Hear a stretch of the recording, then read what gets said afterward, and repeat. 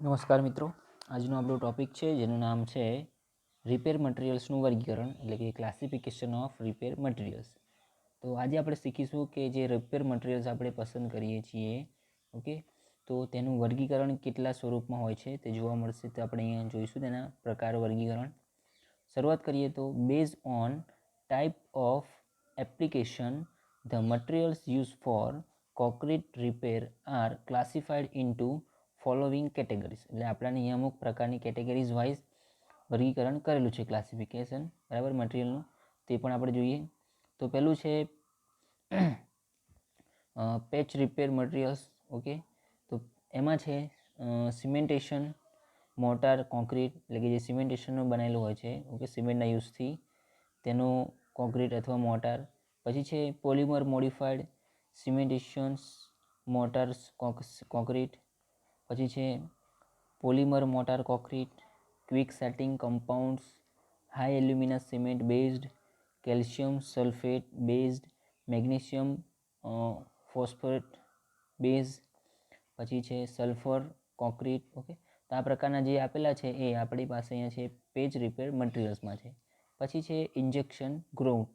તો ઇન્જેક્શન ગ્રાઉટમાં દર્શાવેલ છે આપણાને કે સિમેન્ટેશિયસ ગ્રાઉટ, એમાં વિથ ઓર વિધાઉટ ફેબ્રિક્સ.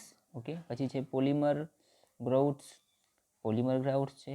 પછી છે ગેસ ફોર્મિંગ ગ્રાઉટ્સ. પછી છે સલ્ફો એલ્યુમિનેટ ગ્રાઉટ્સ. ઓકે, તો આ બધા હતા ઇન્જેક્ટ ગ્રાઉટ્સ. આગળ છે બોન્ડિંગ મટીરિયલ્સ, જેમાં પોલિમર ઇમ્યુલ્શન ટાઈપ્સ છે. પછી છે પોલિમર રેઝિન્સ ટાઈપ છે. નેક્સ્ટ આગળ છે સરફેસિંગ મટીરિયલ્સ, તો પ્રોટેક્ટિવ કોટિંગ એન્ડ મેમ્બ્રેન્સ. ઓકે, પછી છે ઇમ્પ્રેગ્નેન્ટ્સ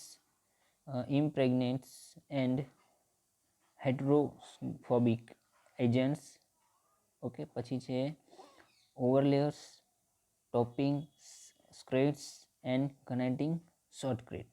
તો આ બધી મેથડ તે જે છે એ ક્લાસિફિકેશન આપણે અહીંયા કરેલા દર્શાવેલ છે કે જે રિસર્ફેસિંગ મટીરિયલમાં આવે છે. ઓકે, નેક્સ્ટ આગળ જોઈશું. હજી બીજા અમુક પ્રકાર આપેલા છે જેનું નામ છે સેલિંગ મટીરિયલ્સ, વોટરપ્રૂફિંગ મટીરિયલ્સ અને અધર રિપેર્સ મટીરિયલ્સ, જેમાં આપ્યું છે corrosion inhibitors, rebar protective coatings, cathodic protectives and realkalisation. Okay, realkalisation, જે વસ્તુ અહીં આપણને દર્શાવેલ છે. તો આ હતા મિત્રો classification of repair materials. Next આગળ છે આપણી પાસે નેક્સ્ટ ટોપિક જેનું નામ છે કેમિકલ એડમિક્સચર્સ. તો આપણે અહીંયા કેટલા કેમિકલ એડમિક્સચર્સ છે જે યુઝ કરીએ છીએ, તેના ટાઈપ્સ અહીંયા જોઈ લઈશું કે ઘણા બધા કેમિકલ્સ જે છે તે કોન્ક્રીટ બાંધકામમાં વપરાય છે, જેમાં વિવિધ પ્રકારના કેમિકલ્સ નીચે મુજબ આપણાને દર્શાવેલા છે. આપણે જાણીએ છીએ કે કોન્ક્રીટનું જ્યારે બાંધકામ કરીએ છીએ આપણે કોન્ક્રીટની મદદથી, ઓકે, તો તેમાં અલગ અલગ પ્રકારના એડમિક્સચર્સ જે છે તેમાં એડ કરવામાં આવે છે, મિશ્રણો. તો આપણને અહીંયા દર્શાવેલ છે. તો નંબર 1 છે એસિલેટર્સ, નંબર B છે રિટાર્ડર્સ, નંબર C છે પ્લાસ્ટિસાઇઝર, નંબર D છે સુપર પ્લાસ્ટિસાઇઝર અને E છે વોટરપ્રૂફિંગ એડમિક્સચર્સ. ઓકે, તો 5-6 પ્રકારના જે છે એડમિક્સચર્સ તે આપણે યુઝ કરીએ છીએ. તો શરૂઆત કરીએ, સમજીએ પહેલાંથી. તો એસિલેટર. એસિલેટર શું છે? તો કોન્ક્રીટમાં એસિલેટર ઉમેરવાનો હેતુ કોન્ક્રીટનું સેટિંગ અને હાર્ડનિંગ ઝડપી કરવા માટે. એકદમ સિમ્પલ છે મિત્રો, આપણે સમજી શકીએ છીએ કે એસિલેટર જે છે તેનો ઉપયોગ શું છે. તો કોન્ક્રીટ જે આપણે યુઝ કરીએ છીએ તે કોન્ક્રીટને આપણે કયા હેતુ માટે, તો એ કોન્ક્રીટનો સેટિંગ ટાઈમ અને હાર્ડનિંગ ટાઈમ જે છે એ ઝડપી કરવા માટે તેનો ઉપયોગ કરીએ છીએ. બરાબર છે મિત્રો, કે જે સેટિંગ ટાઈમ છે કોન્ક્રીટનો અને હાર્ડનિંગ ચાંબાનો શરૂઆતનો અને ફાઇનલ ઇનિશિયલ સેટિંગ ટાઈમ જે છે વધારવા ઘટાડવા માટે, બરાબર, એટલે કે વધારવા માટે આપણે એસિલેટરનો યુઝ કરીએ છીએ. તો એના અહીંયા અમુક ફાયદા પણ આપણાને આપેલા છે. તો જોઈશું કયા કયા પ્રકારના ફાયદા છે. તો ફર્સ્ટ છે કે ફોર્મવર્ક જલ્દી દૂર કરવા, કે આપણે જો ફોર્મવર્ક જલ્દી દૂર કરવું હોય તો આપણે એસિલેટર્સનો યુઝ કરી શકીએ છીએ.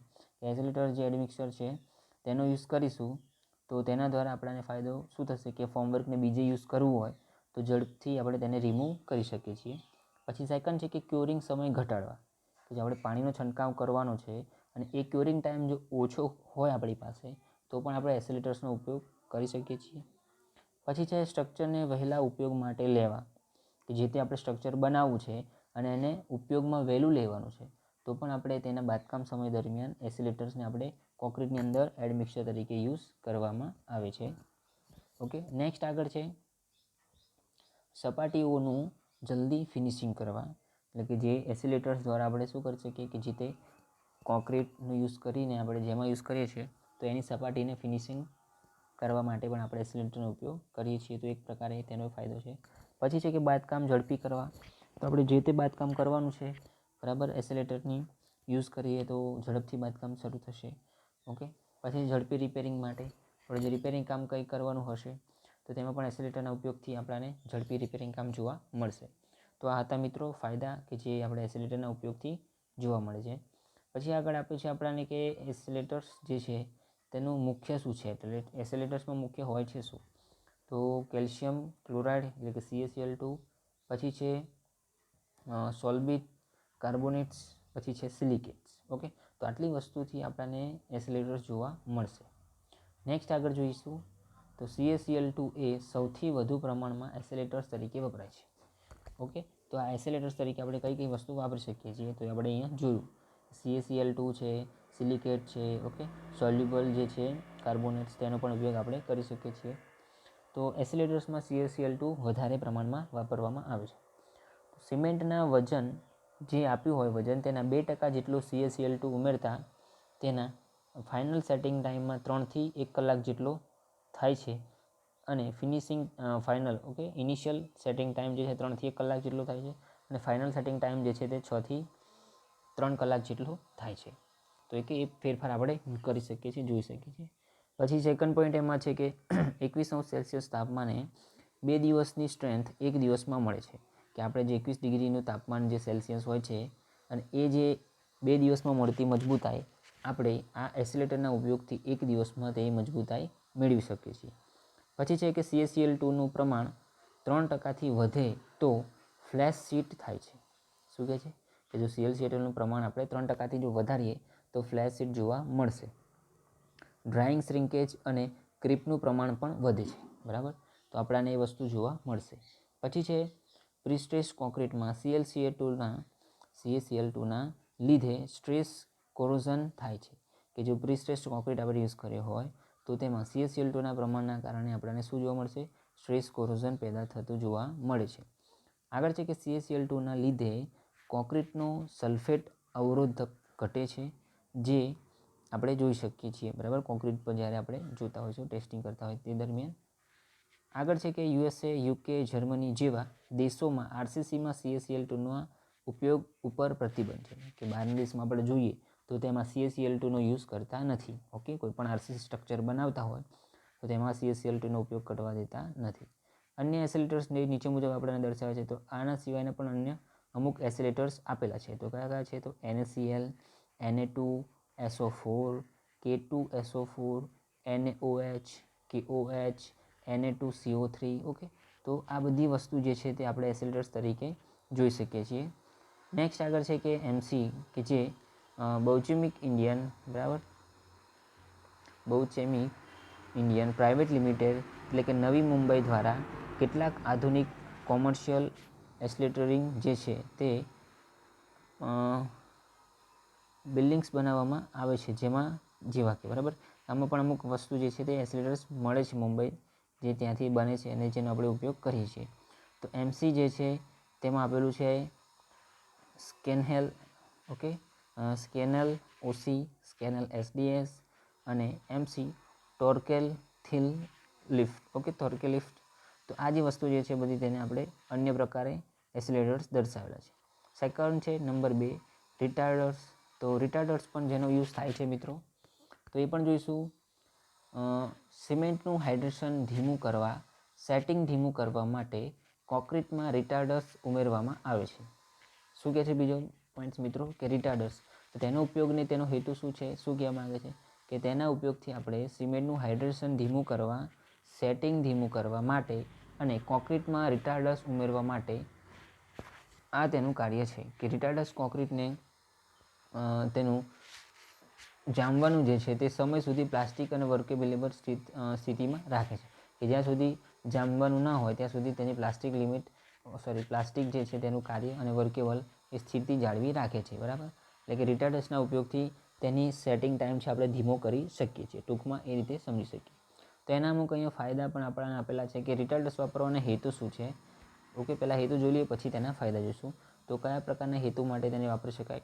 તો સેટિંગ ટાઈમ ધીમો કરવા માટે, પછી છે કે વોટર સિમેન્ટ રેશિયો ઘટાડી સ્ટ્રેન્થ વધારવા માટે. ઓકે, તો સેટિંગ ટાઈમ જે છે ધીમો કરવા માટે એટલે કેવી રીતે કહી શકીએ મિત્રો? તો એમાં સમજી શકીએ આપણે કે માની લો કે આપણે કોઈ એવી સાઇટ છે કે જ્યાં કન્સ્ટ્રક્શન દૂર કરીએ છીએ અને ત્યાં કોઈ મટીરિયલ મૂકી રાખવાની શક્યતા નથી, જેવું કે આરએમસી પ્લાન્ટ છે કે જ્યાંથી આપણે રેડીમેડ કોન્ક્રીટ તૈયાર કરી અને બીજે લઈ જઈએ છીએ, બરાબર. તો એવી જગ્યાએ, એવી પરિસ્થિતિ દરમિયાન આપણે રિટાર્ડર્સનો યુઝ કરી શકીએ કે જે ઓછામાં ઓછા 5-10 કિલોમીટરના અંતરમાં આપણે બાંધકામ થતું હોય, બરાબર. તો એ અંતર દરમિયાન કોન્ક્રીટ જામી ન જઈ શકે, બરાબર. 15-20 મિનિટ, અડધો કલાક કે જે આવવા જવા માટે સમય લાગતો હોય છે. તો એ સમયને જામતો અટકાવવા માટે, બરાબર, સમય એટલે કે મીન્સ કે જે કોન્ક્રીટ છે અને જામી જતો અટકાવવા માટે આપણે રિટાર્ડર્સનો ઉપયોગ કરી શકીએ છીએ, એટલે કે તેનું સેટિંગ ટાઈમ ધીમો કરવા માટે. પછી છે ડબ્લ્યુસી રેશિયો ઘટાડી સ્ટ્રેન્થ વધારવા, એટલે કે તેનો વોટર સિમેન્ટ રેશિયો જે છે તે આપણે ઘટાડી અને તેની સ્ટ્રેન્થ વધારવા માટે પણ આપણે રિટાર્ડર્સનો ઉપયોગ કરી શકીએ છીએ. પછી છે ગરમ પ્રદેશોમાં કોન્ક્રીટિંગ કરવા, કે જે ગરમ વિસ્તાર હોય પ્રદેશ, તે જગ્યાએ આપણે જો કોન્ક્રીટિંગ કરવું હોય તો આપણે રિટાર્ડર્સ કરી શકીએ છીએ. પછી છે ઓઇલ વેલ્સના ગ્રાઉન્ડિંગ માટે, કે જે ઓઇલ વેલ્સ હોય છે એટલે કૂવાઓ, તેના ગ્રાઉન્ડિંગમાં પણ આપણે એનો રિટાર્ડર્સનો યુઝ કરી શકાય. તો આ મુખ્ય હેતુ હતા એ પ્રમાણે. પછી આગળ તેના ફાયદા પણ આપણને આપેલા છે. તો વાપરવાના ફાયદા શું છે? તો કેલ્શિયમ સલ્ફેટ, જીપ્સમ્સ, ઓકે, સ્ટ્રેચ સુગર્સ, મિત્રો, તો અહીંયા થોડું મિસ્ટેક થઈ ગઈ છે. ફાયદા જે ઉપર હતા એ બતાવે છે આપણને અને હેતુ અહીંયા નીચે દર્શાવેલા છે, એ છે, બરાબર. તો એ ટોપિક્સમાં થોડી ભૂલ છે.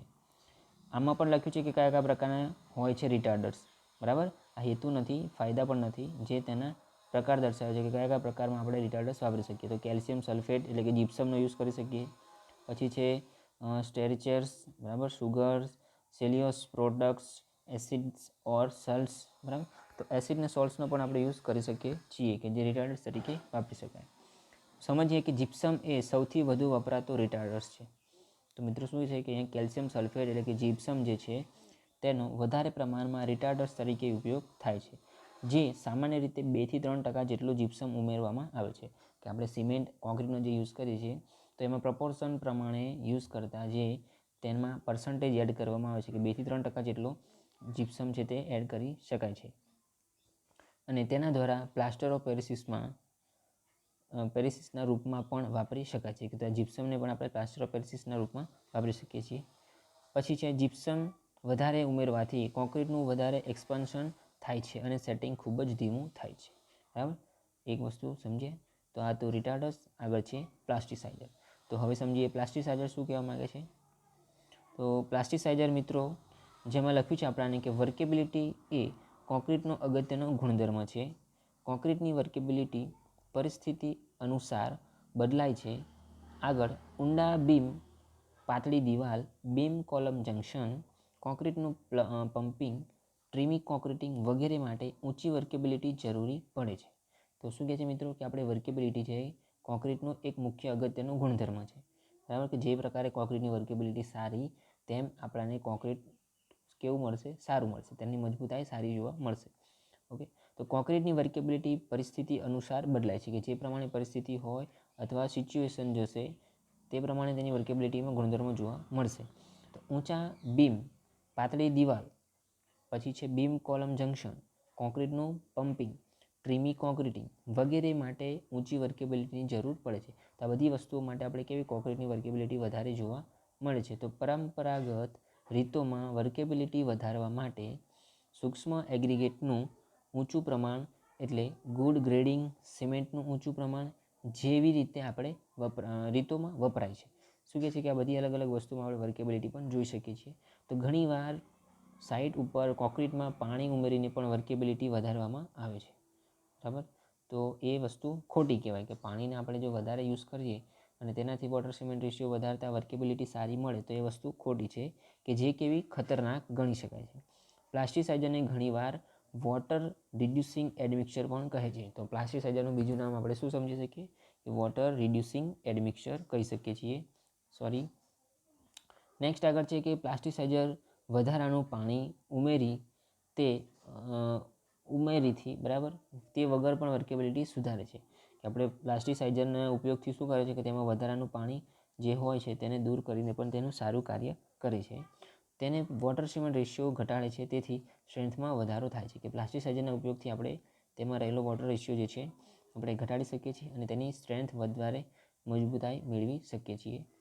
નેક્સ્ટ આગળ છે મુખ્ય પ્લાસ્ટિસાઇઝર કયા કયા હોય છે. તો મુખ્ય પ્લાસ્ટિસાઇઝર આપણને અહીં આપેલા છે કેલ્શિયમ લિગ્નો જે સલ્ફોનેટ્સ છે, પછી છે સોડિયમ લિગ્નો એ પણ સલ્ફોનેટ્સ છે, પછી છે એમોનિયમ લિગ્નો એ પણ સલ્ફોનેટ્સ જોવા મળે છે કે જે મુખ્ય પ્લાસ્ટિસાઇઝર છે. તો આવા પ્લાસ્ટિસાઇઝરનું પ્રમાણ 0.1થી લઈને 0.4% જેટલું હોય છે. શું મિત્રો કહે છે અહીંયા કે આપણે જે પ્લાસ્ટિસાઇઝર યુઝ કરીએ છીએ તેનું પ્રમાણ 0.1થી લઈને 0.4 જેટલું વાપરવામાં આવે છે અથવા રાખવામાં આવે છે. તો આટલા પ્રમાણથી વર્કેબિલિટી અચળ રાખી પાણીનું પ્રમાણ 5થી લઈને 15% ઘટે છે. શું કહેવા માગે છે મિત્રો કે આ પ્રમાણે જો આપણે રેશિયો રાખીએ તો આપણે તેમાં રહેલું પાણીનું પ્રમાણ વર્કેબિલિટી સુધારી શકે છે કે જે 5થી 15% જેટલું ઘટાડી શકે છે પાણી. તો પ્લાસ્ટિસાઇઝરનું કામ કોન્ક્રીટની વર્કેબિલિટી સુધારવાનું છે. બરાબર મિત્રો. તો મુખ્ય કાર્ય શું છે કે પ્લાસ્ટિસાઇઝરનું કામ છે કે તેમાં તેની કોન્ક્રીટની વર્કેબિલિટી સુધારવા માટેનું કાર્ય છે. નેક્સ્ટ આગળ છે સુપર પ્લાસ્ટિસાઇઝર. તો સુપર પ્લાસ્ટિસાઇઝર કોને કહેવાય, શું છે તે સમજીશું. તો 1960માં જાપાને સૌપ્રથમ સુપર પ્લાસ્ટિસાઇઝર બનાવ્યું. તો સૌપ્રથમ સુપર પ્લાસ્ટિસાઇઝરની શોધ ક્યાં થઈ, તો જાપાનમાં. અને ક્યારે થઈ, તો 1960માં. અને ત્યારબાદ 1970માં જર્મનીએ, એટલે કે 60માં જાપાને બનાવ્યું પ્લસ સુપર પ્લાસ્ટિસાઇઝર, ત્યાર પછી 1970માં જર્મનીએ તેની શોધ કરી. ઓકે. તો સુપર પ્લાસ્ટિસાઇઝરના લીધે કોન્ક્રીટની વર્કેબિલિટી ઘટાડ્યા વગર પાણીનું પ્રમાણ 30% જેટલું ઘટાડી શકાય છે. તો જો મિત્રો પેલું પ્લાસ્ટિસાઇઝર હતું અને સુપર પ્લાસ્ટિસાઇઝર કે જેમાં આપણે તેના ઉપયોગથી શું કરીએ છીએ કે વધારાનું પાણી જે રહેલું હોય છે કોન્ક્રીટમાં તેને 30% જેટલું આપણે ઘટાડી શકીએ છીએ આ સુપર પ્લાસ્ટિસાઇઝરના ઉપયોગીથી. બરાબર. અને તે પણ વર્કેબિલિટી ઘટાડ્યા વગર. તો તેમને હાઈ રેન્જ વોટર રિડ્યુસર પણ કહે છે. તો આ સુપર પ્લાસ્ટિસાઇઝર બીજું શું કહે છે કે હાઈ રેન્જ વોટર રિડ્યુસર પણ કહે છે કે તે ખૂબ જ શક્તિશાળી ડિસ્પ્રેસિંગ એજન્ટ્સ છે. બરાબર. તેના ફાયદા જોઈશું. તો સુપર પ્લાસ્ટિસાઇઝરના ફાયદા શું છે, તો વેરી હાઈ વર્કેબિલિટી, કે વધારે હાઈ વર્કેબિલિટી આપણને મળે છે આના ઉપયોગથી. પછી છે સુટેબલ ફોર પમ્પેબલ કોન્ક્રીટ આરએમસી, કે આનો ઉપયોગ કરવાથી આપણે આરએમસી સરળતાથી જે છે ટ્રાન્સપોર્ટેશનમાં યુઝ થઈ શકે છે. પછી છે સુટેબલ ફોર પમ્પિંગ, એટલે કે પમ્પિંગ દ્વારા આપણે કોન્ક્રીટ સપ્લાય કરવો હોય તો આના ઉપયોગથી એકદમ સરળતાથી કરી શકીએ છીએ. પછી છે કે વર્કેબિલિટી ઘટાડ્યા વગર વોટર સિમેન્ટ રેશિયો જે છે 0.28 જેટલો નીચો રાખી તેને 100 MPa જેટલી ઊંચી તાકાત મેળવી શકાય છે. કે તેના ઉપયોગથી આપણે તેનો વોટર સિમેન્ટ રેશિયો 0.28 જેટલો જ રાખીને પણ આપણે 100 MPa જેટલી ઊંચી તાકાત મેળવી શકીએ છીએ. નેક્સ્ટ આગળ છે કે fly ash slag, silica fume વગેરે વાપરી હાઈ પરફોર્મન્સ કોન્ક્રીટ બનાવી શકાય છે. કે આ બધી વસ્તુ જે આપણે જોઈએ કે ફ્લાય એશ, સ્લેગ છે, સિલિકા ફેમ, ઓકે. તો આ બધાના ઉપયોગથી આપણે વધારે પરફોર્મન્સ આપતું કોન્ક્રીટ પણ બનાવી શકીએ છીએ. તો એક પ્રકારે આ ફાયદો છે. કોન્ક્રીટનું સેગ્રીગેશન અને બ્લીડિંગ અટકાવે છે. તો આ સુપર પ્લાસ્ટિસાઇઝર છે તેનાથી શું મોસ્ટ ફાયદો થાય છે કે તે સેગ્રીગેશન અને બ્લીડિંગ અટકાવી શકે છે. તો આપણે જાણીએ છીએ મિત્રો કે સેગ્રીગેશન કોને કહેવાય અને બ્લીડિંગ કોને કહેવાય. નેક્સ્ટ આગળ છે જેમાં polymer use as base for superplasticiser. તો પોલિમરને પણ આપણે તેને સુપર પ્લાસ્ટિસાઇઝરના બેઝ તરીકે વાપરી શકીએ છીએ. જેમાં આપણને અહીંયા આપેલું છે તો SMF અને SNF, જેમાં સલ્ફોનેડ, ઓકે, સલ્ફોનેડ, મેલિયમ ફોર્મેડિયલ્સ, કંડિસ્ટેજ, પછી સલ્ફોનેટ, નેફ્થલેન, ફોર્મેલ્ડેડ ડિહાઇડ્રેટ, કંડિસ્ટેજ, બરાબર છે. SMF અને SNF છે. Sorry, my mistake. મોડિફાઈ લિગ્નો સલ્ફોનેટ્સ જે આપણે MLS થી ઓળખીએ છીએ. પછી છે એક્રેલિક પોલિમર કે જે AP કહે છે, અને કાર્બોક્સાઇલ લીટરિંગ એસ્ટર જેને PC તરીકે આપણે ઓળખી શકીએ છીએ. ઓકે. તો આ હતું સુપર પ્લાસ્ટિસાઇઝર. નેક્સ્ટ આગળ જોઈએ વોટરપ્રૂફિંગ એડમિક્સર. તો વોટરપ્રૂફિંગ એડમિક્સર કયા કયા છે, તો જેમાં સિવિલ ઇજનેરો માટે છત, બાથરૂમ, ટોયલેટ, દિવાલો, રસોડું, પાણીની ટાંકી, બેઝમેન્ટ વગેરેમાં લીકેજ એ હજુ માથાના દુખાવા સમાન છે. કે આપણે જાણીએ છીએ કે આ બધી જગ્યાએ પાણીનું લીકેજ થતું જોવા મળે છે. બરાબર, કઈ કઈ જગ્યાએ ફરીથી જોઈએ, છત એટલે કે બિલ્ડિંગની ટેરેસ જે છત છે તે, સ્લેબ, ઓકે, પછી બાથરૂમ, ટોયલેટ, દિવાલો, રસોડું, પાણીની ટાંકી, બેઝમેન્ટ વગેરે આ બધી જગ્યાએ આપણને લીકેજ જોવા મળે છે. તો એ વસ્તુ જે છે તેને આપણે રિપેરિંગ માટે અહીંયા આપણને આપેલું છે તે સમજીએ. આપણા દેશમાં વોટરપ્રૂફિંગ માટે અસંખ્ય મટીરિયલ્સ અને રીતો ઉપલબ્ધ છે. કે આપણે જાણીએ છીએ કે આપણા દેશમાં બધી અલગ અલગ પ્રકારની રીતો આપેલી છે કે જે વોટરપ્રૂફિંગનું કાર્ય આપણે કરી શકાય છે. પરંતુ જેમાં છે કે મોટાભાગના એક યા બીજા કારણસર નિષ્ફળ નીવડે છે. એટલે કે તેમાં ઉપયોગ કરતાં આપણે કોઈને કોઈ કારણસરથી તે નિષ્ફળ નીવડે છે અને જોવા મળે છે. આગળ જોઈએ કે વોટરપ્રૂફિંગ સફળતાનો આધાર મટીરિયલની ગુણવત્તા ઉપર રહેલો છે અને તેના પર ટકાવેલો છે. ત્યારબાદ કારીગરી અને વાતાવરણ ઉપર પણ આધાર રાખે છે. કે જે વોટરપ્રૂફિંગની સફળતા છે કે વોટરપ્રૂફિંગ જ્યારે સફળ થાય તો તેનું આપણે મટીરિયલનો કયો ગુણધર્મ છે, કે આ પ્રકારનું મટીરિયલ્સ યુઝ કર્યું છે, મટીરિયલની ટકાઉપણું, કારીગરી અને વાતાવરણની અસર, તો આ બધાને ધ્યાનમાં રાખતા જ આપણને વોટરપ્રૂફિંગ જોવા મળશે સરળતાથી અને સારી. વોટરપ્રૂફિંગ જે છે તે વોટરપ્રૂફ કોન્ક્રીટની મુખ્ય બે જરૂરિયાતો સંતોષવાની છે. તો કઈ બે મુખ્ય જરૂરિયાતો છે જે સંતોષવાની છે તો એ પણ આપણે અહીં જોઈ લઈએ. કે પહેલું છે પાણી પ્રવેશવા સામે અપારગમ્ય રહેવું. એટલે કે પાણી જે તેમાં એડ થતું હોય તો એને અટકાવવા માટે આપણે શું કરીશું, તો એ રીત એક જોવાની છે. પછી છે કે પાણીનું શોષણ રોકવું. તો પાણીનું શોષણ જે થતું હોય છે તો કેવી રીતે આપણે રોકી શકીએ છીએ તેના પર પણ આપણે આધારિત છે. તો વોટરપ્રૂફિંગ એડમિક્સચર્સ પાવડર, પેસ્ટ કે પ્રવાહી સ્વરૂપમાં ઉપલબ્ધ હોય છે. તો આપણે જે વોટરપ્રૂફિંગ એડમિક્સચર જે યુઝ કરીએ છીએ તે માર્કેટમાં પાવડર સ્વરૂપે પણ મળે છે, પેસ્ટ સ્વરૂપે પણ મળે છે અને પ્રવાહી સ્વરૂપે પણ જોવા મળે છે. ઓકે, મુખ્ય બે પ્રકારના મટીરિયલ્સ કે જે અહીં દેખાતું નથી તો પણ જોઈ લઈશું આપણે. કે એક જે છે વોટર ફિલિંગ્સ મટીરિયલ્સ અને બીજું છે વોટર રિપ્લેસમેન્ટ મટીરિયલ કે જે પોર ફિલિંગ મટીરિયલ્સ, એ પોર ફિલિંગ મટીરિયલ્સ છે. પોર ફિલિંગ મટીરિયલ્સ રાસાયણિક રીતે કેવા હોય છે, રાસાયણિક રીતે દેખાતું નથી, તમે જોઈ લેજો બુકમાં. એ રીતે રાસાયણિક રીતે જોવા મળે છે કે જે કોન્ક્રીટનો સેટિંગ ટાઈમ ઝડપી બનાવે છે. અને પોર ફિટિંગ જે છે તેના ઉદાહરણો અહીં આપણને આપેલા છે. તો silicate of soda, aluminium sulphate, zinc sulphate, aluminium chloride, calcium chloride, તો આ બધી વસ્તુ જે છે તેના આપણે પોર ફિલિંગના ઉદાહરણો આપેલા છે કે જેના ઉપયોગથી આપણે શું કરી શકીએ, વોટરપ્રૂફિંગનું કાર્ય કરી શકીએ છીએ. નેક્સ્ટ આગળ છે કે રિપ્લેસમેન્ટ મટીરિયલ્સનો ઉપયોગ. કે જે વોટરપ્રૂફિંગ જે છે તેના રિપ્લેસમેન્ટના કયા કયા મટીરિયલ છે, જેમાં સોડા, પોસ્ટેજ સોપ્સ, પછી કેલ્શિયમ સોપ્સ, પછી છે વેજીટેબલ ઓઇલ્સ અને ફેટ્સ, કોલટાર પેસિડ્યુસ. ઓકે, તો આ બધી વસ્તુ જે છે તેનો આપણે યુઝ કરી શકીએ છીએ કે જે વોટર રિપેલેન્ટ્સ મટીરિયલ્સમાં યુઝ થાય છે. નેક્સ્ટ આગળ જોઈએ તો કોન્ક્રીટ સ્ટ્રક્ચરના વોટરપ્રૂફિંગ માટે નીચે મુજબના કેમિકલ્સ ઉપલબ્ધ છે. તો અહીં આપણને અમુક પ્રકારે કેમિકલ્સ આપેલા છે કે જે વોટરપ્રૂફિંગના કેમિકલ્સ જે છે તે વોટરપ્રૂફિંગનું કાર્ય કરે છે. તો જેમાં છે integral waterproofing compounds, acrylic base polymer coating, પછી છે mineral base polymer coating, silicone base water repellent material, waterproofing adhesive for marble, granite tiles, joints, sealants. તો આ બધી વસ્તુ જે છે તે આપણે અહીંયા વોટરપ્રૂફિંગના કામ માટે આપણે યુઝમાં લઈ શકીએ છીએ. ઓકે, તો આગળ પણ જોઈશું નેક્સ્ટ શું છે. ઓકે મિત્રો, તો નેક્સ્ટ ટોપિક છે જે જોઈશું આપણે અત્યારે અહીંયા સુધી જોઈશું કે આટલી વસ્તુ જે આપેલી છે આ કઈ છે, વોટરપ્રૂફિંગ મટીરિયલ્સ. બરાબર, તો ફરીથી એકવાર જોઈ લઈએ કે આજના લેક્ચરમાં આપણે શું શીખ્યા, શું જોયું. તો પહેલાં જોયું આપણે ક્લાસિફિકેશન ઓફ રિપેર મટીરિયલ્સ કે જેના ટાઈપ્સ જોયા, ક્લાસિફિકેશન જોયું.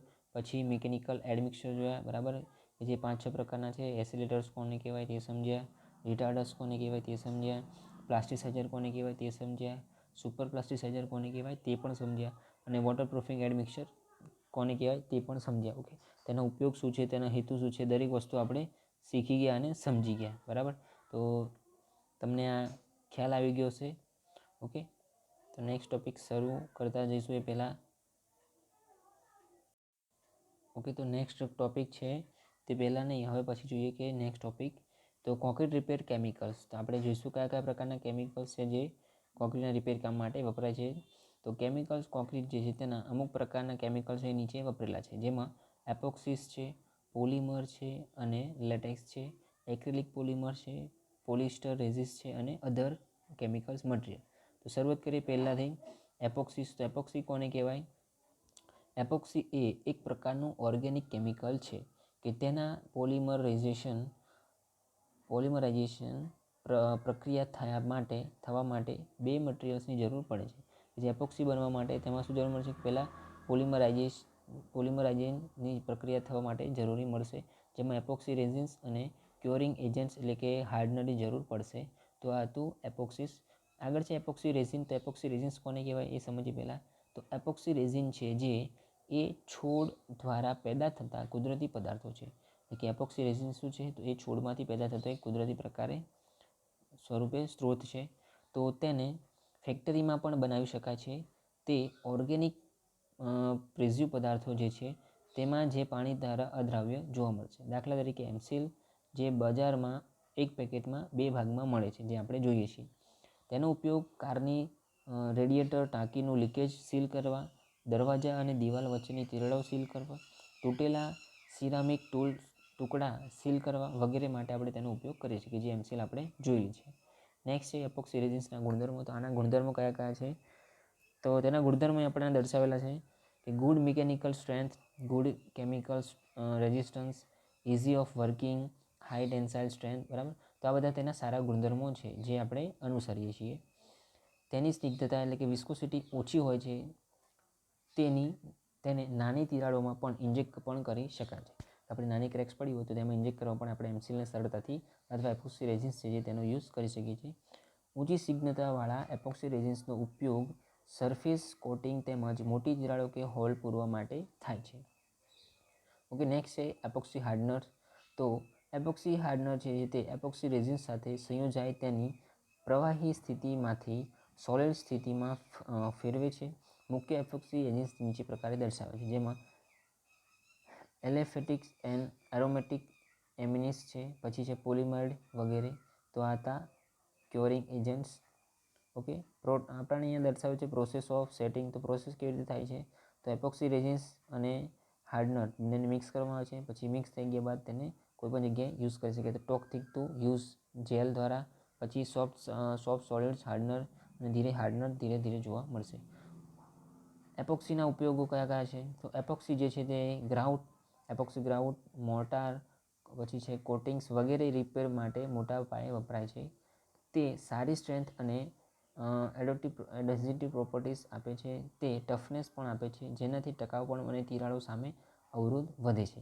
આરસીસી કામોમાં એપોક્સી કોટેડ સ્ટીલ બારનો ઉપયોગ જે છે એ કાટ લાગવા સામે રક્ષણ મેળવવા માટે થાય છે. કે આપણે આરસીસી કામોમાં જો એપોક્સી કોટેડનો યુઝ કરીએ તો તે સ્ટીલ સામે કાટ લાગતું અટકાવે છે. બરાબર, જે આપણને અહીં આઈએસ કોડમાં દર્શાવેલ છે.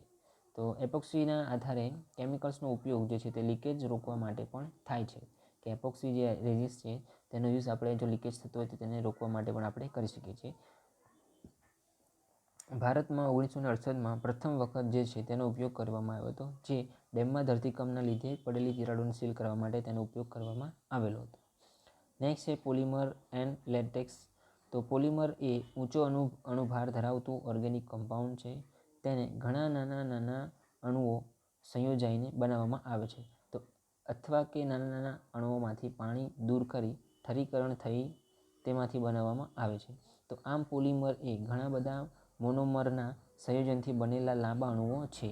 નાના અણુઓના સંયોજનની પ્રક્રિયાને આપણે પોલિમરાઇઝેશન કહીએ છીએ. એટલે કે નાના અણુઓ પોલિમર ભેગા થઈને પોલિમરાઇઝેશન તૈયાર થાય છે. રબરના વૃક્ષો સૂર્યપ્રકાશની હાજરીમાં કુદરતી રબર એટલે કે લેટેક્સ બનાવે છે, અને રબરને જો ફેક્ટરીમાં તૈયાર કરવામાં આવે તો તેને સિન્થેટિક રબર કહે છે. ઓકે, રબર જે છે લેટેક્સ છે જે સૂર્યપ્રકાશની હાજરીમાં વૃક્ષોમાંથી તૈયાર થાય છે, અને તેનો યુઝ કરીને આપણે જો ફેક્ટરીમાં તૈયાર કરીએ તો તેને આપણે સિન્થેટિક રબર કહીએ છીએ. તો પોલિમર નીચેના સ્વરૂપે મળે છે. તો પોલિમર લેટેક્સ, પછી છે ready સ્પ્રેડેબલ polymer powders. Okay, ready જે છે તે રેડી સ્પ્રેસિબલ પોલિમર પાવડર છે. પછી છે વોટર સોલેબલ પોલિમર, પછી છે લિક્વિડ રેઝિન્સ. ઓકે, તો આ બધા તેના સ્વરૂપ છે. તો આના બાંધકામમાં વપરાતા જાણીતા પોલિમર નીચે મુજબ વપરાય છે. તો બાંધકામમાં વપરાતા જાણીતા પોલિમર કયા કયા છે? તો SBR છે, SAE છે. ઓકે, તો SBR શું છે? તો સ્ટેરીન બુટાડિન્સ રબર, સ્ટેરીન એક્રેલિક એસ્ટાર, બરાબર, જેમાં driven from acrylic acid and resistance છે. નેક્સ્ટ આગળ છે તો એક્રેલિક પોલિમર્સ. તો એક્રેલિક પોલિમર્સ કોને કહેવાય? તો એક્રેલિક્સ એટલે એક્રેલિક એસિડમાંથી બનાવેલું. એક્રેલિક પોલિમર એટલે કે જે એક્રેલિક એસિડમાંથી બનાવેલું. તો આ એક ખાસ પ્રકારનું પોલિમર છે. અને પોલિસ્ટર રેઝિન્સ, તો જે પોલિસ્ટર જે છે તે એક પ્રકારનું પોલિમર છે જેમાં મોનોમરના એકમો જે કો ગ્રુપ્સથી જોડાયેલા હોય છે અને તેને યોગ્ય પોલિસ્ટર રેઝિન્સ બનાવવા માટે થાય છે. ઓકે, તો આજના લેક્ચરમાં આટલે સુધી રાખીશું. નેક્સ્ટ લેક્ચરમાં આપણે આગળ જોઈશું. તો તમે ધ્યાન આપ્યું બદલ આપનો ખૂબ ખૂબ આભાર. કંઈ ભૂલ થઈ હોય તો સોરી એન્ડ થેન્ક યુ.